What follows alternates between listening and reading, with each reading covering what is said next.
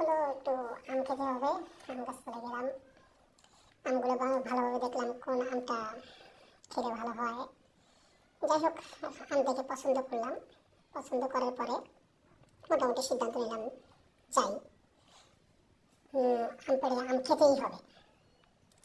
আস্তে ঘরে ঢুকলাম, সিঁড়ি বেয়ে আস্তে আস্তে করে উপরের দিকে উঠতে লাগলাম।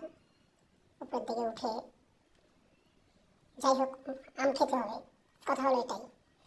যাই হোক আস্তে আস্তে সিঁড়ির দরজাটা খুললাম। সিঁড়ির দরজাটা খুলে আস্তে আস্তে আম গাছের দিকে যাচ্ছি। আম গাছের দিকে আস্তে আস্তে যাচ্ছি।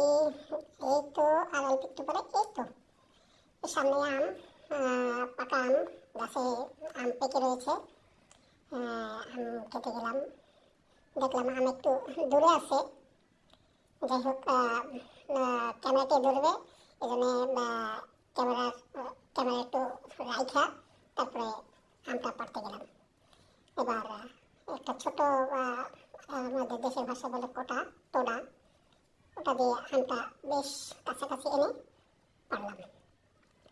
ধরলাম, ধরার পরে আমটা ছিঁড়লাম। ছিঁড়ে দেখেন সেই কাঙ্ক্ষিত আম পেয়ে গেলাম। যাই হোক এখন আমটা নিয়ে আমরা আস্তে আস্তে যাবো। আমি আস্তে আস্তে যাবো, আমটা একটু ভালো করে মনে করেন পোস্টমর্টম করার মতো। এখন আমটা একটু কাটতেছি, কেটে হঠাৎ করে মনে করলাম কি ছাদের পরে খাবো নাকি বাসায় রুমে যেয়ে খাবো। রুমে গেলাম, রুমে যাওয়ার জন্য আবার সিঁড়ি থেকে নামলাম।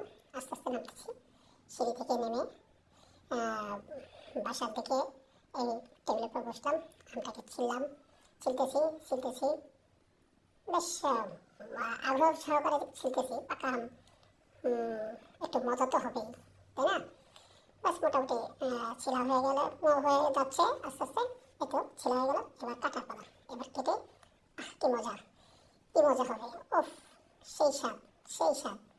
আম খেলাম, মোটামুটি ভালোই লাগতেছে। এটা শরীরে ভাব আসছে। গাছ পাকা আম নিজে পেড়ে, নিজেই কেটে, নিজেই খাচ্ছি। ফিলিংসটা অন্যরকম, একেবারে অন্যরকম, সেই ফিলিংস। মোটামুটি আস্তে আস্তে করে কেটে মোটামুটি আম ভালো মিষ্টি আছে, আলহামদুলিল্লাহ ভালো মিষ্টি। আমি আসলে এতটা বুঝতে পারি না যে আমার গাছের আম এত মিষ্টি আছে, আমি বুঝতে পারি না। এবার করলাম আমের আঠিতে বাস কামড়ে সবটুকু খেয়ে ফেললাম। এখন আর কাটাকাটি নেই, সবটুকু তো আলহামদুলিল্লাহ খেয়ে ফেললাম।